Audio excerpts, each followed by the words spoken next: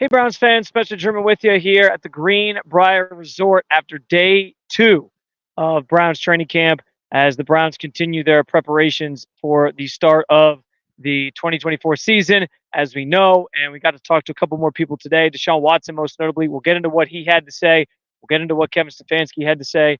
And we'll also be sure to get into just what we saw in the practice field. And I think that is where we should start because it was the first day here at the Greenbrier here in training camp where you saw the Browns participating in an 11 on 11 on 11. Sorry, it's been a long day. Setting, which included Deshaun Watson throwing in that session. So something that he hasn't done since the shoulder injury last November.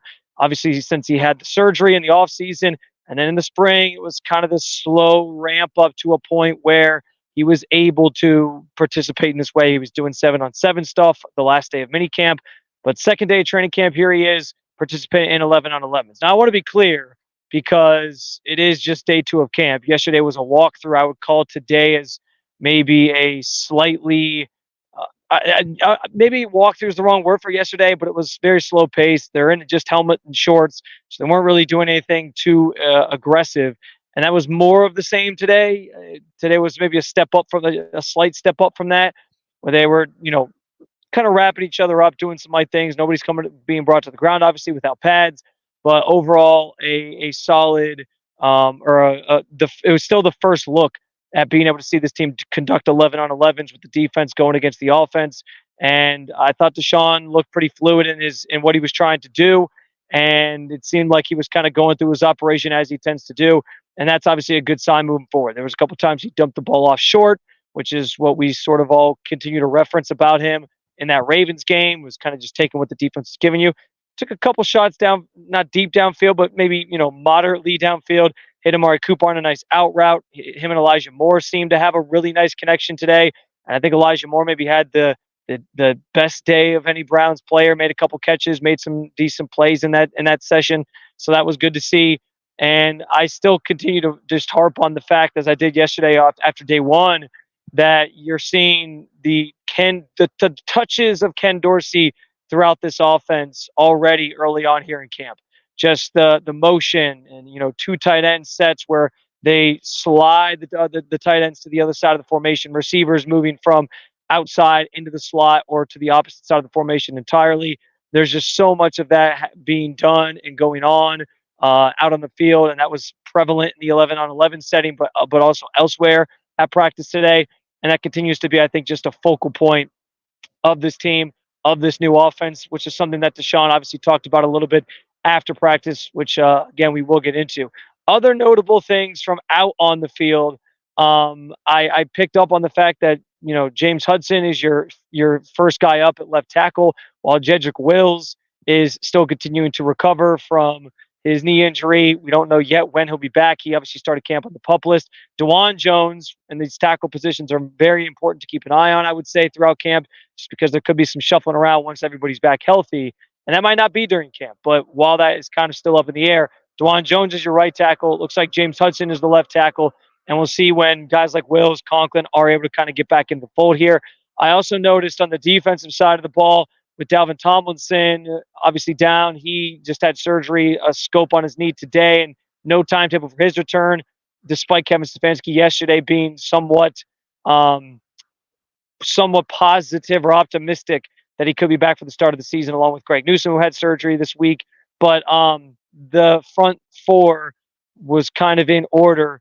Zadarius Smith, Maurice Hurst, Shelby Harris, and then on the far side, Obo Okoronkwo, who was filling in for Myles Garrett, who was working off to the side again today and didn't participate in the team setting.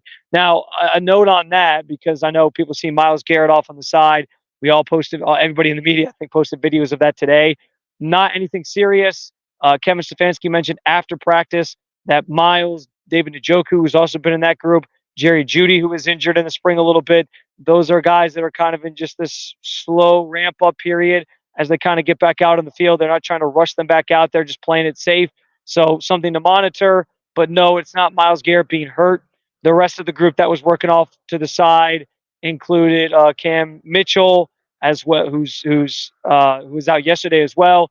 Nick Chubb, as we know, who's started on the PUP list, and DeAnthony Bell, who also is a guy who's on the PUP list to start the season or start training camp. So yeah, just some guys who are kind of working in and still doing some stuff, but not involved in the team setting at this juncture. We'll see what day 3 brings tomorrow, but I would anticipate maybe guys like Garrett and Njoku get more involved in that process as we turn the page after they have a day off Sunday into next week. Naheem Hines also part of that group as well as he continues coming back from knee surgery. Speaking of Hines, and I want to bring up Nick Chubb again because there was a moment after practice where Nick Chubb and Hines were kind of both together doing some sprints and some cutting drills around cones. I know people are more interested in what Chubb was doing and what he looked like. I'll tell you, like, he looked pretty fluid. He looked like the Nick Chubb that we know. He wasn't necessarily going like all out doing the Nick Chubb thing. He wasn't cutting on a dime around these cones. It was just to kind of get some, lateral movement going. But he looks solid and he continues to look ahead of schedule. It was also notable that the team owner Jimmy Haslam was sitting not too far behind my right shoulder here, watching Nick Chubb do this as well. This extended workout after practice, and he seemed to like what he saw as well. So continuing progress for Nick Chubb, and we'll see when he continues to come back. But again, no timetable for his return as well. In terms of what was said today, I did want to make one quick note. We'll get into Deshaun. Jerome Ford not absent yet again today. Kevin Stefanski said yesterday was I think he said yesterday was a personal reason, but it was a personal reason, and he was absent again today. He's coming to the Greenbrier, and Kevin Stefanski made note that it was for a positive reason. So it seems like something positive, and we'll find out what that is, obviously, when we get a chance to speak with him. But in terms of what was said from the big stars, Deshaun Watson, Myles Garrett, you're the two players who spoke today. Deshaun talked a lot about the offense and just how it's going to be different, playing up tempo, elements of having the college game blended into Kevin Stefanski's NFL style offense, and how that's all going to work, and how everything they're doing at this point is a good fit for him, and how he's excited about just the pairing of Stefanski and Dorsey. And he gave a lot of credit to the fact that as much as Kevin Stefanski admitted yesterday he's going to be the one calling the plays, it's him and Dorsey doing a lot of the stuff, and it's not just one person's vision. So that continues to be something that the team, whether it's Stefanski or players, are preaching about the way that they're going to do, the way that the offense is going to operate this year. So notable that. The other thing Deshaun brought up that I think is notable, he had a couple explicit responses in terms of his mindset, his approach to his third season in Cleveland, saying that he's trying to, quote, block out the bullshit. And he's trying really not to pay attention to what people are saying about him anymore. And he's kind of leaving, and he knows people are going to have their opinions about him, and he's just kind of accepting it and moving on. He's said similar things, and he's now, it seems like, really leaning on that as he goes into year 3 and trying to just block that stuff out. It's interesting because I think a lot of these players sometimes say they're blocking that stuff out, and then they're also generally still paying attention to it. So it's easy to say that behind a microphone. I don't know for sure like what Deshaun's process is with handling that type of stuff, and if he sees it or not. But I generally tend to believe that these guys are seeing and hearing everything in some capacity, and so we'll see. I think that would be. I think it's a healthy approach for him in terms of trying to just block out the outside noise, but it's also easier said than done. The other quote he had was that he doesn't give two Fs about what people think about him anymore. So he was just dropping the explicitives all day today in terms of his approach to the 2024 season. And we'll see if that comes to fruition. And if he is able to block out that outside noise and go out and perform for the Browns this year consistently without getting hurt and lead them to that level that they have been hoping he would lead them to here in over the last couple of years. Myles Garrett also spoke. I don't think there was anything too notable from what Myles had to say. He talked a lot about just his leadership role with the team now coming into this year, and just everything he's kind of embracing in this his 8th season in the NFL with this franchise. And I think that's obviously a good thing for him, that he's had to evolve over the course of his career. Let's face it, like, it was different off the field things and whatnot, and it's a role he wasn't necessarily well equipped for early in his career. But he feels like he's ready for that now, and he's helping guys wherever he can. The other note, and I'll leave you with this one, from Myles, was he was asked specifically about the home opener against Dallas. That is obviously home. Arlington is for Deshaun Watson and what that game means to him. And he didn't make, I wouldn't say he made like a full promise, but he basically said like, hey, he said, I don't plan on losing that game. That's it's his home team, his hometown team. He doesn't plan on losing. So starting to kind of rev the juices for people on the idea that they're going to beat the Cowboys and start the season 1-0. One other note, real quick. Kevin Stefanski was asked about Deshaun Watson playing in the preseason, said he's undecided. And Deshaun was asked to follow up about it and basically downplayed it, said, hey, whenever I'm out there, I'm going to try to go out and perform. So yet to be determined. We still have some time for that. First preseason game isn't until August 10th. So we have a little over a week here.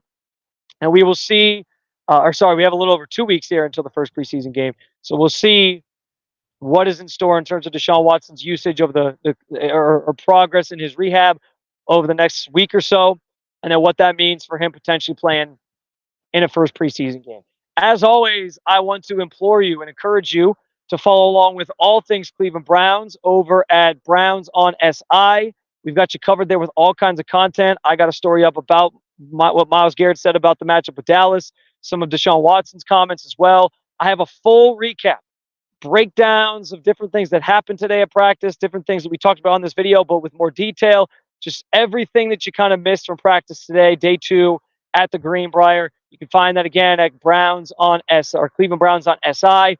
I also encourage you to follow along with more content like this, the video stuff that we have. We're posting press conferences here at the Cleveland Browns on SI YouTube channel, so stay tuned for that. As always, I appreciate you guys jumping in. We've got you covered, as always, with more things. We've got you covered with all things Cleveland Browns on Cleveland Browns on SI.